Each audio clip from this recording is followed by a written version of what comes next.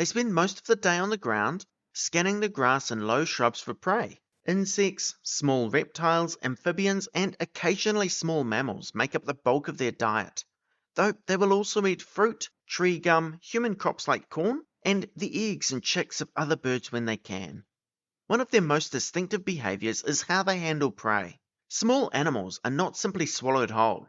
Instead, a Seriema will carry its catch to a hard surface, such as a stone, and strike it repeatedly until it is incapacitated. This is part of the reason why its neck is so muscular. It helps it withstand the impact of smashing its prey into a rock. This technique is precise and efficient, showing a combination of patience, strength, and coordination.